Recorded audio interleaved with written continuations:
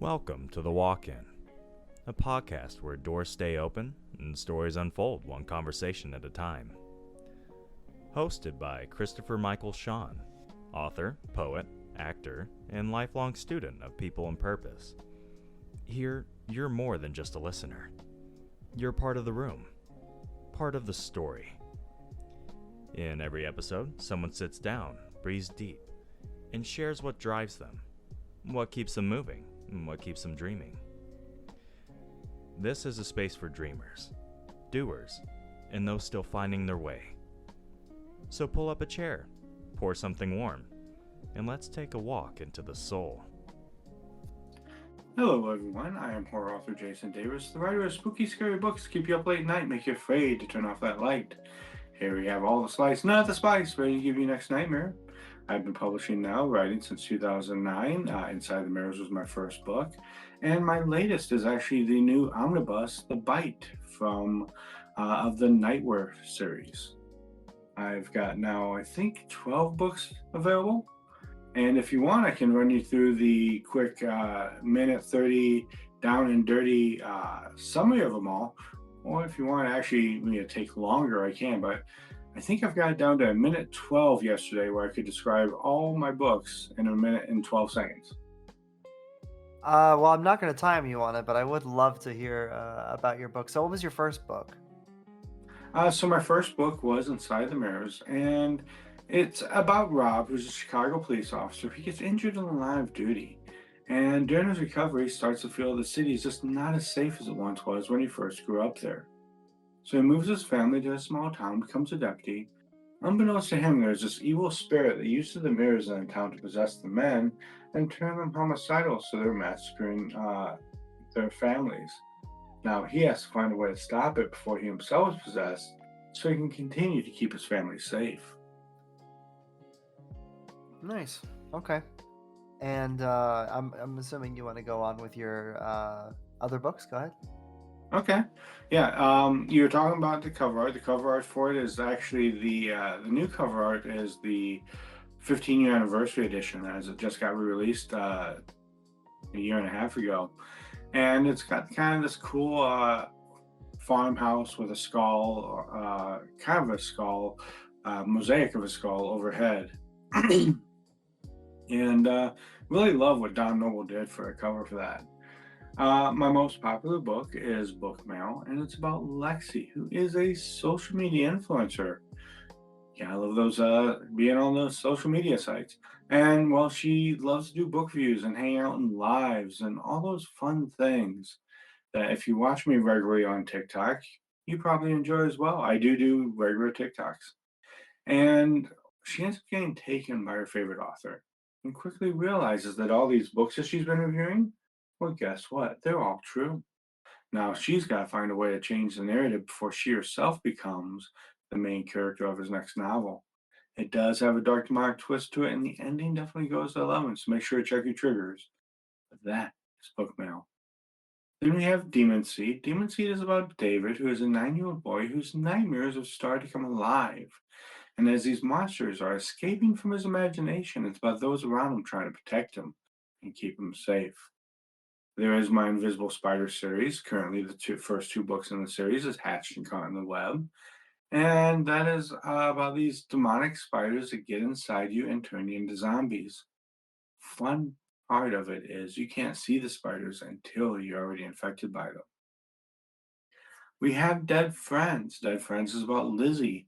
She inherits this cabin out in the woods, and when she goes to check it out, realizes she has also inherited a family curse. What is the family curse, you may ask? Well, anyone who gets too close to her ends up getting brutally unalived and then comes back to haunt her. Now, at first, it's her best friends that are getting unalived, so when they come back, it's not really a haunting. They're her best friends in life. They're trying to be her, they're for her. They're trying to help her get through this, as well as trying to figure out what the hell's going on, both to them and for her.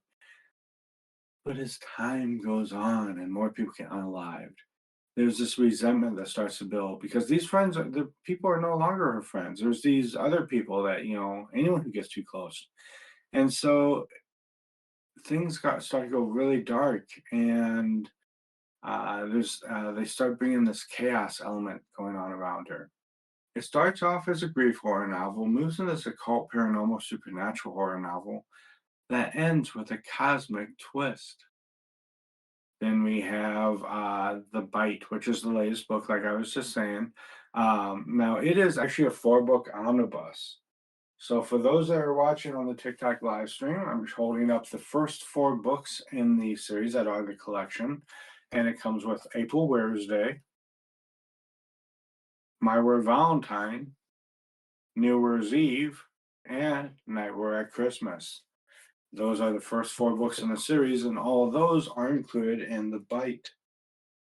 The description for The Bite is about Roger, who gets bitten by this werewolf and now has this monster raging inside of him, struggling to get out and hurt those around him. The world he once knew is gone, and he's been awakened to the supernatural world, where there's all these other types of monsters, other types of lycanthropes and werewolves. He constantly finds himself being hunted for reasons he does not understand, dealing with his own level of grief over things that have happened. He is now trying to hold on to those last shreds of his humanity. Can he do so? Or will he fade into this nightmare of an existence? Now, it is a Jekyll and Hyde type tale that meets Jekyll and Hyde meets the old Incredible Hulk TV show, where he is traveling around with his own inner demons and having to fight with them just as much as he's fighting with all these other creatures he's coming across. But that is pretty much my current collection. That is quite a collection. So how long have you been writing for? Since publishing or writing, when it comes to writing, I'd say I've been writing since the age of 13 when I got a typewriter, and I've been pounding short stories out ever since. Okay. Okay. And how long have you been published?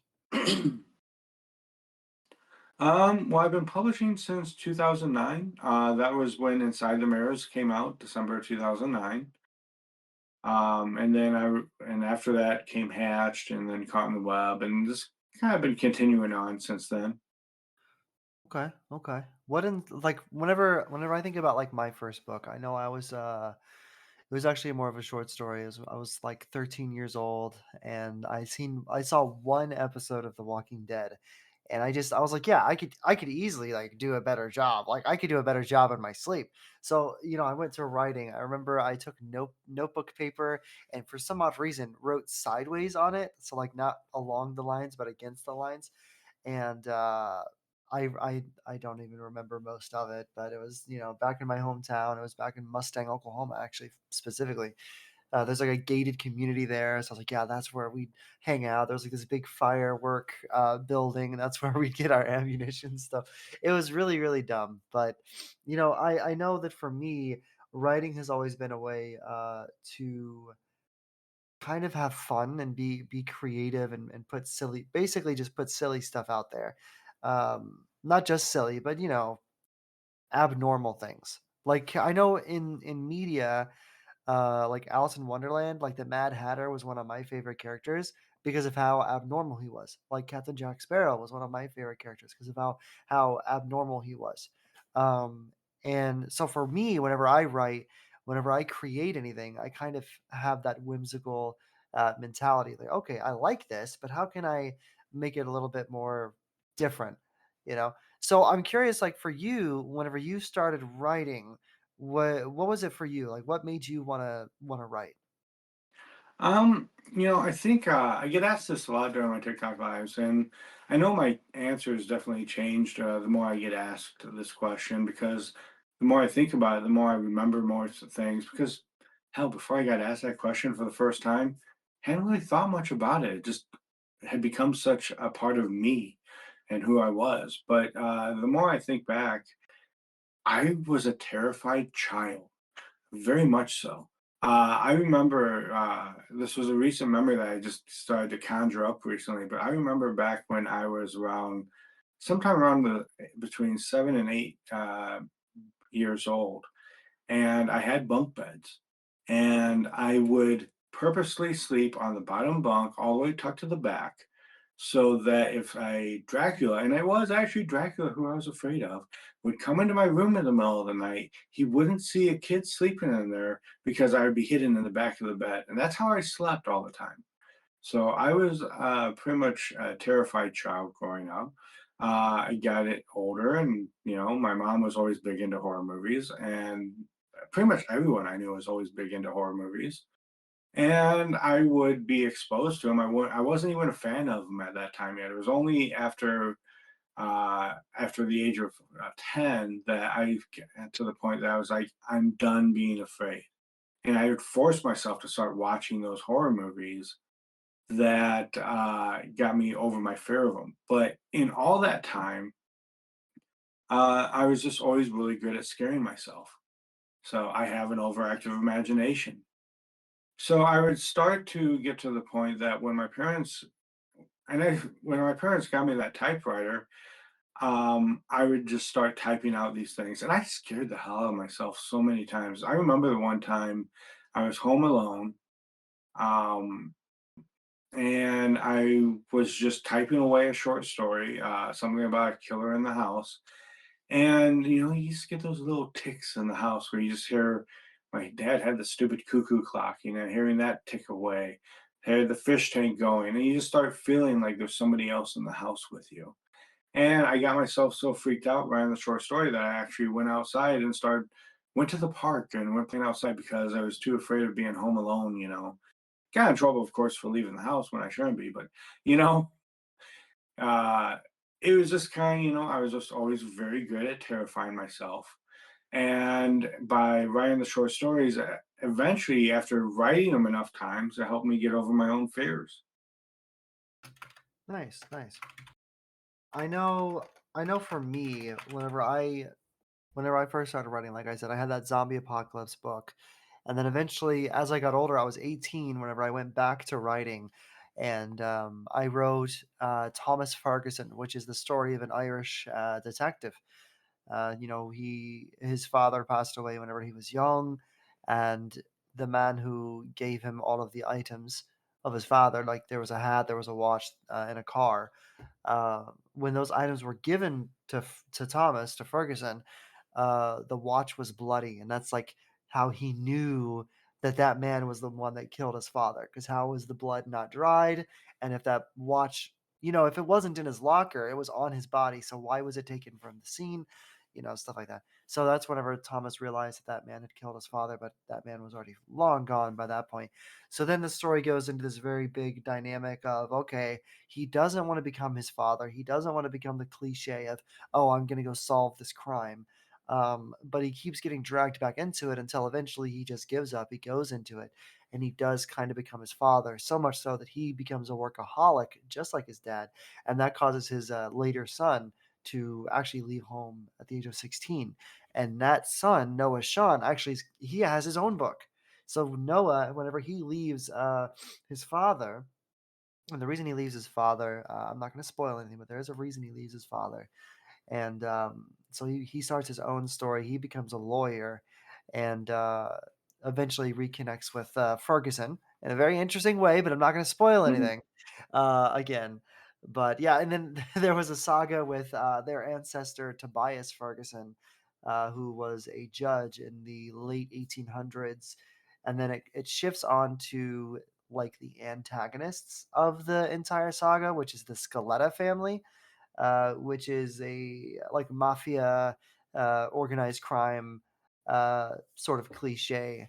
And the Scaletta family, they deal with a lot of Italian prejudice and stuff like that. It's very very in depth. It's a great story, I think, and it spans across 5 different books. And what's insane about that is I've only written like 2 of them. So Mhm. there's 3 unwritten books just in my head. So I'm curious for you. You have a huge collection of books here, and they're all gorgeous. I love the art. I love the concept behind them. And I'm not huge into horror. I say that, and I was literally playing a horror game last night. But it's I am very susceptible to get scared. I'm very easily scared. So it's not exactly a pleasant experience for me or anybody else listening. I'm sure I'm going to get a noise complaint from my neighbors with how much I was screaming at every jump scare last night. Um, but anyways, so for you, I'm curious if you have any books that are just in your head right now that you're thinking about writing, but you haven't written yet. I always do, and I have a little file that I keep on my computer of story ideas to come back to, because I don't try to jump from around too many projects at one time. And I say that, but at the same time, I'm working on 4 projects at one time right now. But I don't like to jump around too much. It's because there are different phases of editing that I feel comfortable with that. Most times I try to stick to writing just one book at a time. Um, but I always got all kinds of ideas, and as new ones come up, I just put them into that file. And the trick is, and how you know whether or not you have an idea to really hold on to, is when you get time to start writing that story, you open up that little file and you start going through, and it's like, does this idea make sense? No, toss it. Does this idea make sense? Yes. Okay, keep going. Because sometimes with the idea that you write down, it may make sense at the time, but later you realize, oh, there's kind of a lot of plot holes in that, or how do we make that work?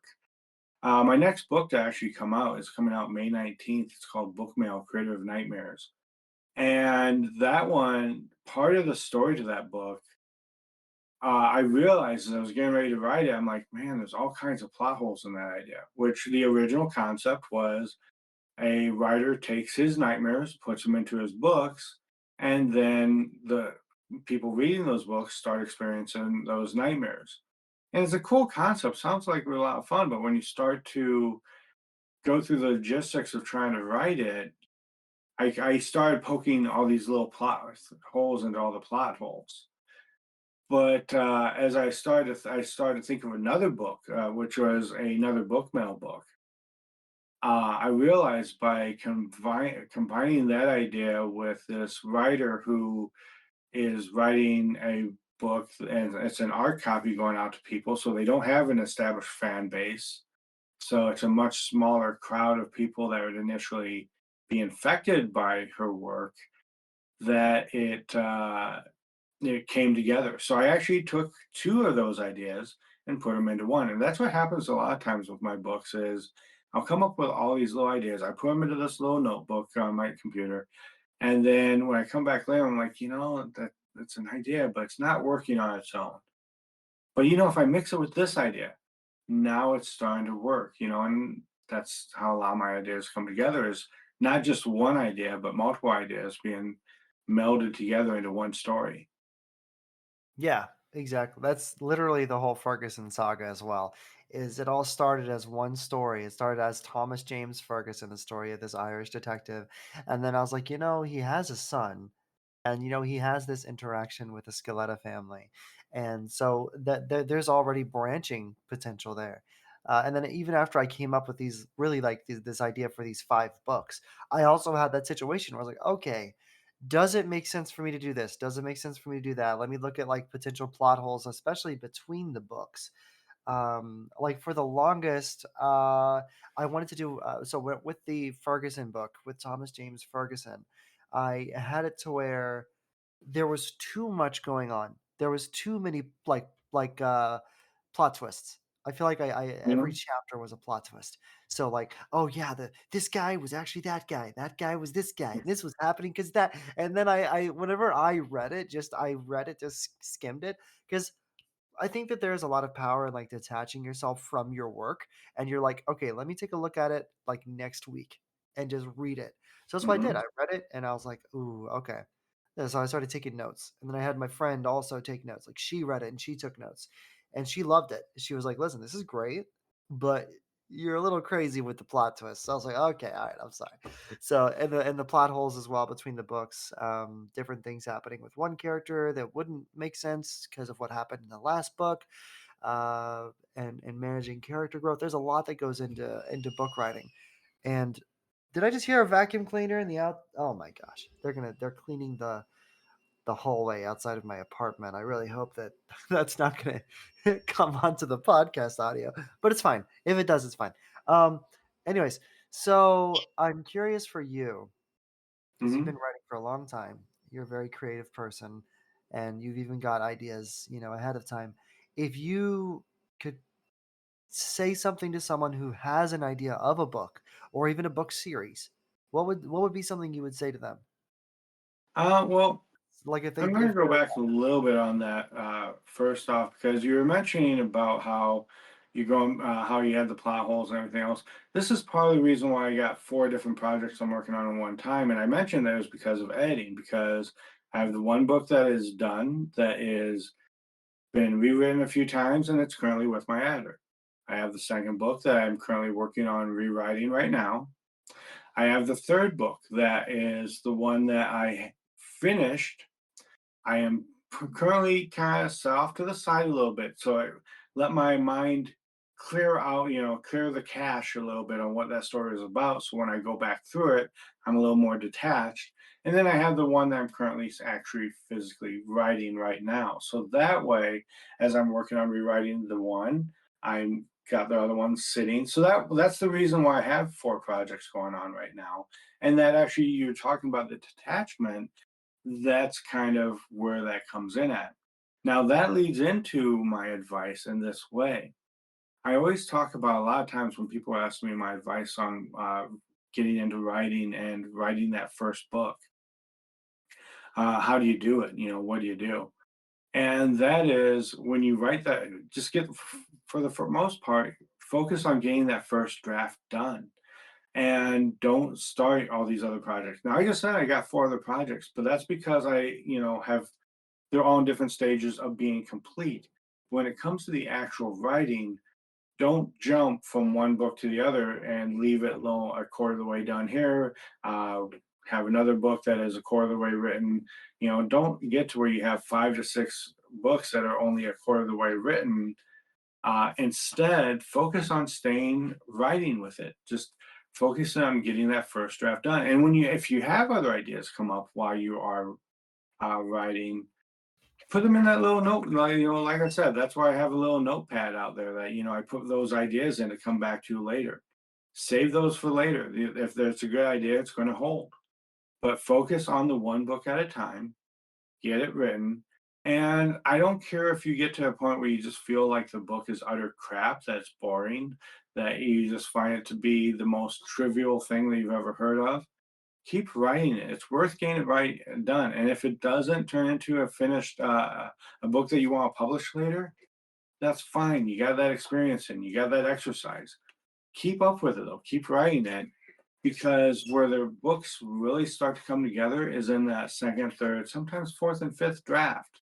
So after you get it done the first time, go back through that second time and then start to, okay, well, we got this plot hole here. What can I do to fix that plot hole? Don't overthink your plot holes.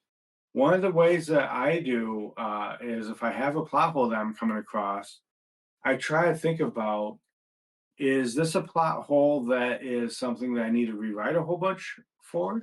Or is it something that I might be able to fix with just a sentence earlier in the book? There are so many plot holes I have fixed by just going back a few chapters and just adding a sentence here or there. Just something to kind of set the seed for why something else changes later. Mhm. Because people change, people forget things. So if you can, sometimes a plot hole can be something that you can actually work into part of a story element. So I do a lot of stuff like that as well. Yeah, yeah. I know for me, it's that first draft. I can agree heavily with that. I think I have more drafts in my in my folder than I do, actual work. But even then, like there's this guy, I'm still trying to get him on the podcast. But he does daily writing challenges and this whole TikTok live thing every single day.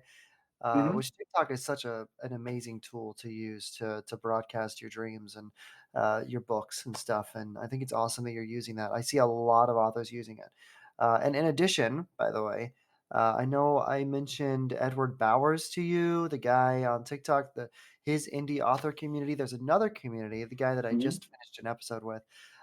It's another podcast. I don't know how you'd feel about being on another podcast, but he's an Okie, which means he's from Oklahoma, which is where I'm from. Yeah, he's the dean of social science, which is literally my degree at the college I used to go to when I was in Oklahoma. So Pretty cool. Anyway, so I promised him, and I would promise you that I'm going to connect as many people as I can so that we Okay. can hopefully advertise your amazing work more and get you connected to more people and your books connected to a wider audience. Even if we're all small creators, it's all about like working together as a community, Yes. as multiple communities together, so that we can support one another. Because even if my podcast has one follower or a million followers, I want to use my platform to motivate, creators. And I don't even consider you a small creator because you have a lot of books. I would argue that you're a successful author. Like you've got books, you've got an editor, you've got a schedule, you've got plans, you've got wonderful advice, you've got an audience that is they retain, they come back, they know you, and that's great.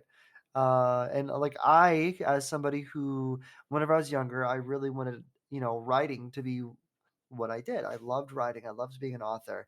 Now it's like a side hobby for me. I wish I took it more seriously. My writing isn't as good as it used to be, I feel like. But I still put content out there. I actually just published my first book in January, even though it was only published via an audiobook type style. It was on Kindle, is what it was. But it's my documentary, the New Yoki documentary, and it was about my story from moving from Oklahoma to New York and losing weight, meditating, the spiritual journey of it, and then going back to Oklahoma, finalizing my divorce. So is a lot of road trips, a lot of mantras, a lot of analogies. If you've ever read any of my work, which if I ever get into the Ferguson sagas, you'll read it. I am crazy about mantras and analogies and metaphors. Like, I don't know why I'm so philosophical. Jay, my last guy that was on the podcast, he was talking about that, about how I am a really philosophical person for someone who just, exists. I don't really take myself overly serious. Anyways, I'm getting off topic here. Uh, I love your work. I think that you're a great author. I love chiming into your TikTok episodes. I'd actually love to learn because for me, you know, I never really got into TikTok live. Like I was talking about before we recorded, like I'm still learning how this stuff works. And Hmm. so I'm curious for you, like what motivated you to come on a TikTok and start that? Because I know it can be scary for a lot of people to take a step like that. Well, a lot of it came from I was seeing other authors post videos. I came to TikTok largely. I was promoting Dead Friends at the time, and one thing you learn early when you are marketing for anything, which uh, I've I ran the Chicago Horror Film Festival for many years, and when I was running that, you learn to always try to find whatever the current network is that everyone's on and using, and trying to find ways to capitalize on it to get your event out there, or in this case, get my books out there. And so I was new to TikTok at the time and was just learning it, playing around with it, having fun because I love TikTok because I love making the fun little videos. I went to film school. I'm a very visual person. I used to love making films, Mm. and TikTok allows me to just be my own silly self and make these short, fun little videos as well as my promotional ones. But so I just started, playing around with that, and because there's no new social media network, and I just started to find a great following on there. I found the book talk community and have enjoyed it. I mean, when I first joined the book talk community, there was so many followers. I just enjoyed hanging out in their lives, and just would talk to them, hang out with them, and everything else. But it got to a point that I set up the store and I was starting to think about experimenting, actually selling my books to the TikTok store. So I just started doing these late night lives every once in a while, and I'd get a few sales here and there. Then it became a point of desperation. And that what I mean by that is in the December of 2024, the company I worked for got sold to another company, and I knew my job was on the chopping block. So now I'm a little desperate because I've been working there for so many years. I did not think I was going to be able to find another job easily. And so I really started focusing on selling my books on TikTok as a point of desperation because, yeah. Then in August, when I actually did lose my job, it became a full time thing and became, it's like, hey, I need to get, people buying my books because, yeah, I don't know what else I'm going to do. So, and it is what I feel I'm best at is writing my books and writing my stories. And I've just accepted it. And this is now I do my TikTok lives and we hang out every day. I've got, like you said, I have a very loyal fan base there, which I love every single one of you guys for hanging out with me. I am very honored and humbled that you have. I've been trying to build up a following on my. I gotta be careful with what I say because we are streaming live to TikTok right now as we're recording this. I have been building up my channel on the purple place and my channel on the red place, trying to get more followers there as well. But Because I want. TikTok What's doesn't that? like it if you mention those two things. Oh yeah, you'll get a violation. I wouldn't get it. I Uh, can actually get away with it saying it right now for a change, but I don't want to get you a violation. well, I appreciate that. I didn't know that that was that's good to know. Um, Yeah. yeah. Uh, Sorry, you were saying. TikTok's very restrictive on things that you can say. Even if you're on an 18 and plus live, you still have to be very restrictive and careful. Like I can't say the A word. I have to say the Zon or the rainforest if I'm referring to a particular site, stuff like that. Mm, Um, but so yeah, I am also working on building my following on those other channels. Um, and so that way I can, continue to build my reach. The mhm, one nice thing about TikTok, and this is what keeps me focused heavily on TikTok, is TikTok and the TikTok store integration is probably about the best integrations I have found on there. So I find it to be a very good place to actually shop, which is very weird. I'm doing a lot more shopping on TikTok. that can be scary. Consumerism is very large. I can say it's very interesting. Like on so I'm studying psychology, and it even chimes into philosophy as well. There is a cycle that I find everybody follows, whether they're an author, a voice actor, whichever. And it's something really to preach. It's something to tell everyone because this is what works, and it's what really it's proven in psychology. It's proven through philosophy, or I guess proven philosophy. It's hard to prove a philosophy, but it's preached through philosophy. Is whenever you're excited to learn something, you use that excitement to then pursue it full front and without expectation, and that motivates you to keep going, to keep pushing, which then brings you to peer review, where then you go to others and you look at what they think, or what they do. And then that in turn encourages you to learn more, which then repeats the cycle. And it's really interesting to see that psychology in action, not just with you, but with me and really everyone that I've had on the podcast. I think for myself, I was really worried about going back to college. Like whenever I went back in 2020 during COVID, it was a great time. I had good grades. I think I had an average of like a 3.8 GPA. I was doing well. I got like 30 credits. Then I, fell in love, and then I quit college. Worst decision of my life. But whenever I came here to New York, and I was like, okay, let me go back. I was encouraged to learn. Most people that go to college, they're like, well, let me go to just go. Let me go to get this degree. But I was like, man, I'm excited to be challenged. I'm excited for exams. I'm excited for bullshit essays. And I will say, I did have a bullshit essay. It was my own fault because it was a file, or I'm sorry, I should watch my language on the TikTok live. But Strangely yeah. enough, cursing So they don't mind. oh, they don't mind cursing. That's good. Good to know. So it was a 5-page essay, um, but it was double space, and I wasn't doing double space. So I wrote a 5-page essay, no double space.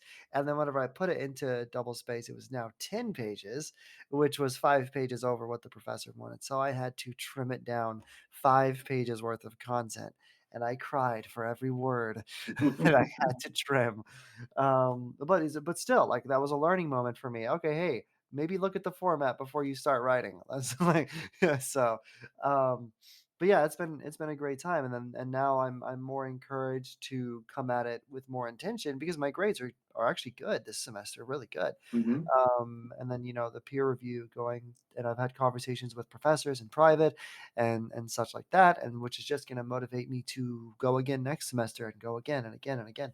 So I think it's really exciting. It's really interesting, and I know that for a lot of people, they have that one main pursuit. Funny enough, for me, it's acting. I love acting, but it's taken a side burner. It's taken, the sidecar for now. The podcast is the main thing. The podcast is everything. I've got business cards. I've got bumper stickers around America. I've got all this stuff Hmm. going on for the podcast, and but I still love writing. I still love poetry. I still love books. I still love. I was painting the other day. I loved that. Acting, voice acting, psychology. I love psychology. So I was talking about this with Edward Bowers, one of my previous guests, and Jay, the last episode before this one, about how we all have this spider web. It's like a spider web of creativity, and it's built upon different things that we have in life. So, like for me, it's psychology, it's acting, voice acting, the podcast, and maybe a few miscellaneous items. So, I'm curious for you because right now I see a wonderful, amazing author with a great plethora of books, all centered on one genre. Which, hey, that is your maestro. You are the maestro of horror. I'm curious if there's any other creative pursuits, anything like what's that wood crafting thing where people like scrape away wood and they make a little figurine, Whittle. like is there anything like that? Anything other? Because I find a lot of creative people, they always have something else. Well, I used to be into filmmaking, and that was kind of for a long time. That was my creative focus, and that is where I was actually leaning towards. Writing was actually my side, my whittle, my side thing.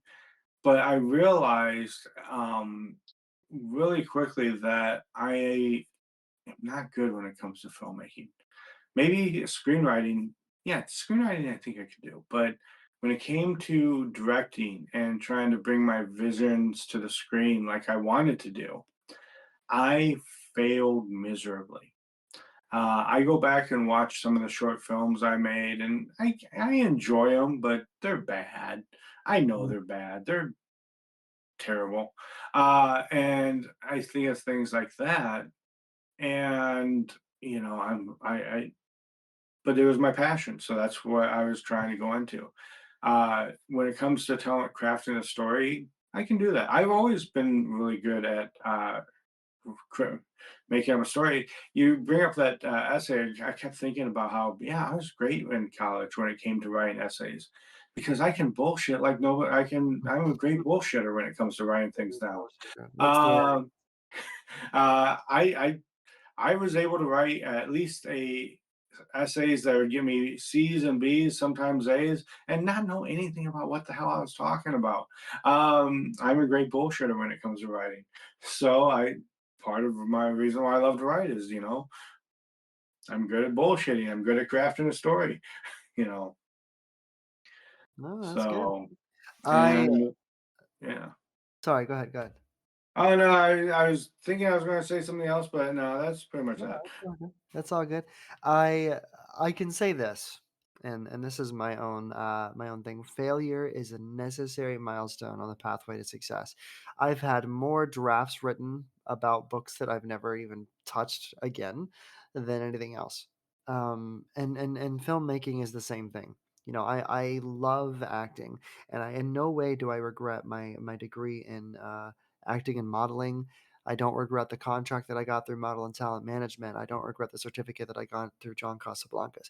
That whole multi-year journey of like, this is what I want to do. And am I a great actor? I'm a good voice actor. I don't know about acting. If you saw me act, there is a video out there, and I'll challenge myself someday to find it.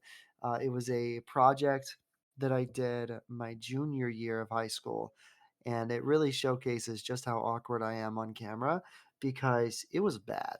It was bad. It was a project. It was we had to write our own song and translate it into French, and then present it.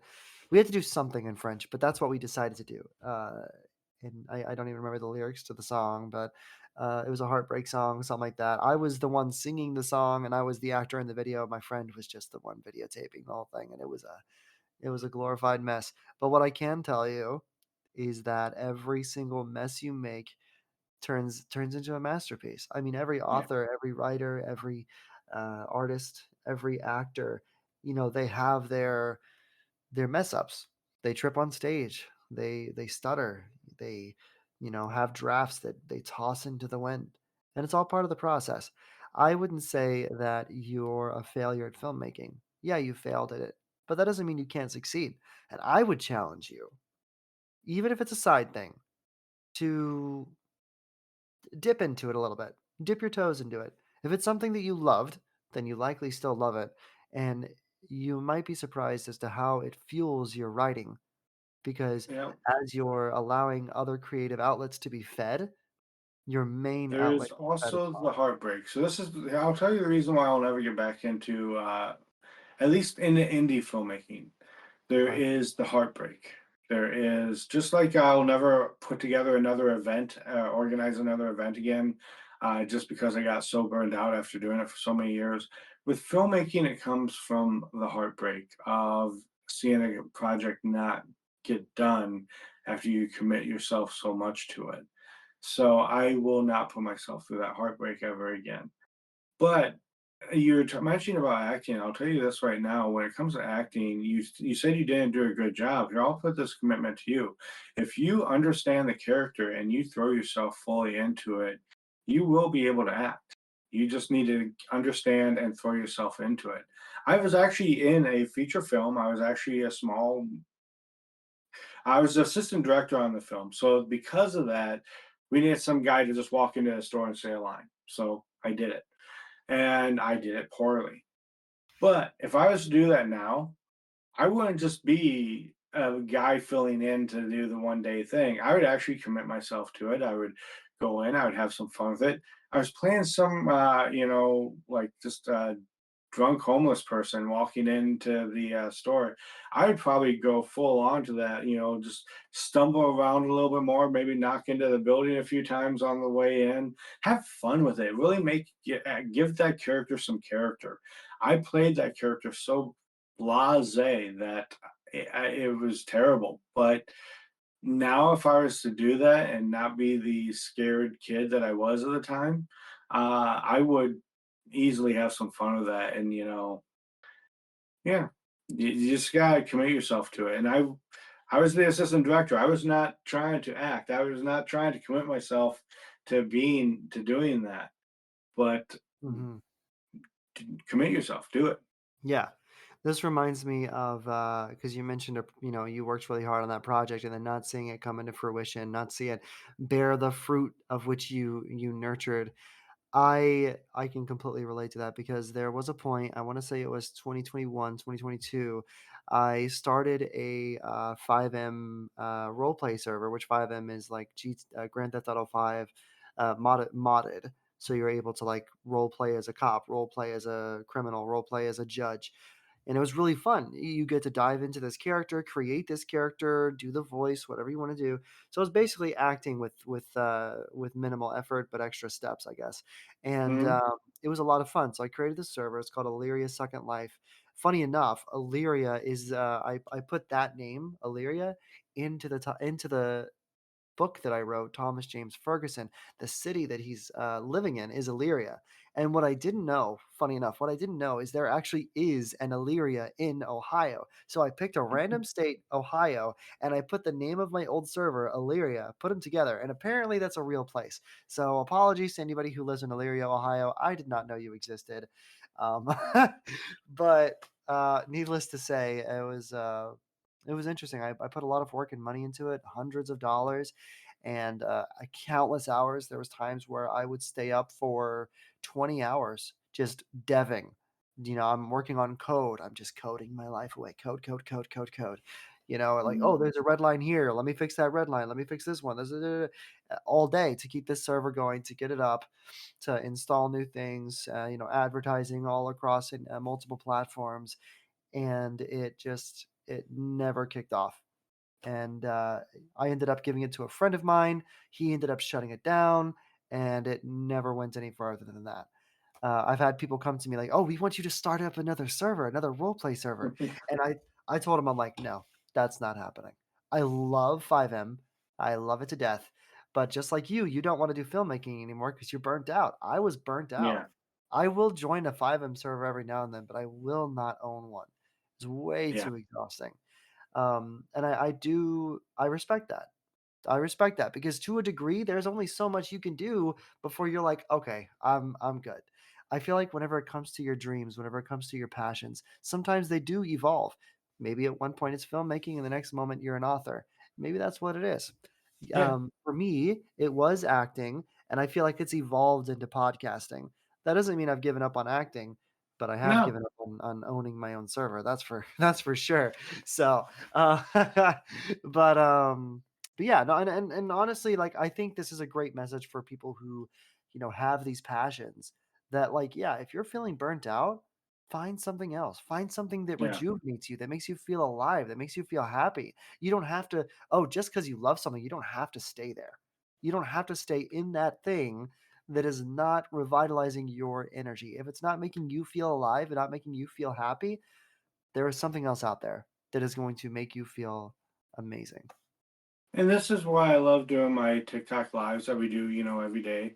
Like I say, I go live on Monday through Friday, 9 a.m. to 11 p.m. 9 a.m. to 11 a.m., 1 p.m. to 3 p.m., and then another late night on Friday and Saturday nights. And the reason why I do all these TikTok lives is I commit myself to them. I have fun.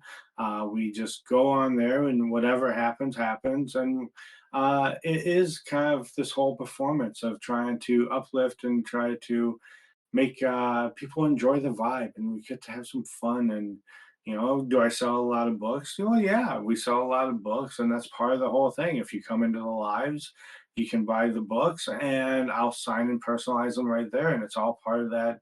I feel like it's a show that I put on, but it's a whole experience where you get to have that whole part of it. It's like doing virtual book signings where I'm constantly doing book signings, but not now just locally to your store. Now I'm doing it through the internet right here in your own living room with you. I'm right there with you. Yeah. Yeah, and not only is it fun, but it's your own creative way of pursuing a dream. And this goes Yes. back to that whole like spiderweb idea because we all have our own creative way of pursuing something, and it all ties into what we've done in the past. It all ties into our different loves, our different creative outlets or whichever. So, like for me, I want to go into acting and maybe I use the podcast to hopefully promote myself enough to get an acting gig. Maybe someday I'll have a director who really loves my voice and really wants me in their show. And they'll be from New York City. And then I'll be able to tell my mom, that's why I moved 2,000 miles away. It was this moment right here. But until then, here I am. But I love every minute of it. But yeah, that's that spiderweb analogy of like everything comes into fruition, and you Yeah. have your own creative way of pursuing your dreams and your goals and your definition of success. And it's really interesting because I don't, even though I have my For You page specifically designed so that I can find small creators. One of the ways I found you and how I found everybody else that's been on the podcast is small creators, people that come in and they're like they get like 100 likes, 200 likes. Those are the people I want. I have not been courageous enough to message somebody that has like 10,000, 20,000 followers. I think there's been a few. I think Edward Bowers had a lot. And I didn't even realize it until after he responded. So I think I am a liar with Well, that. yeah, I Uh, have 13. I almost got 13,000 followers. It's still nowhere that's near a my lot. goal, No, but that's a lot. Yeah. so That's a lot. still I working didn't our way there. have that many, honestly. Shame on me for not knowing how many followers he had. Yeah. That's incredible. That's incredible. That means that I've invisibly given myself more confidence than I realized, because clearly I'm messaging not so small creators, and I'm not even realizing at this point. Uh, but no, it's been amazing, and I know that everybody has their own way of pursuing their goals and dreams. For you, you're an author and you're using this platform, TikTok, and not many people would think of that. Not many people would think, hey, let me set up this book signing. That's what this looks like for anybody that's on Spotify or iHeartRadio, whatever. This is what this looks like. It looks like a book signing. And he's got his books out on display, facing towards the camera. He's got this backdrop of like some bookshelves, and he's got his little desk. Like that's like it's like a book signing. And it's incredible. It's inviting. It's way better than what I've got going on my camera. I've got my mess of an apartment that's 75% packed away at the moment. Um, but yeah. Well, I really appreciate you coming in. I know this was a bit of a longer conversation, but I appreciate you for that. I had a great time talking about your books. Hopefully, we can Yeah, come on another episode sometime, talk more about your books and more about your passions, and really get into the philosophies of writing, because there are a lot. There's different writing styles. There's different ideas and themes and creativities, and I just love the idea of inspiring people to chase their dreams, chase their creative outlets, and like you said, put themselves out there and really just go after it. But yeah, so is there anything you would like to say before we call it a night? well, I consider my job to be here to give you nightmares, and if you read my books, I hope that I do a good job of that. So make sure to check me out through the Tiki of Talk. What is my username? Uh, what is my username on TikTok? Hold on, I'm looking at it right. Jason R. Davis underscore afterwards is my username on TikTok. Make sure to check me out, tune into one of my lives, and let me know how I can scare you next. Yeah, and we'll put the any links that you have, as well as your TikTok link, anything like that, I can put into the description so people can Okay. find you easier. So Yeah. The only TikTok is the only one I can say right now while we're live. Hey there, this is friend of the show, Anthony Ziello, and I just wanted to say thanks for stepping into the walk-in today. If this episode spoke to you, go ahead and follow the show, and catch us every Monday at 2 p.m. Eastern. You can find the walk-in on Apple Podcasts, iHeartRadio, YouTube Podcasts, pretty much anywhere you listen. And if you want to hang with our community, come join the Discord. We'd love to have you there.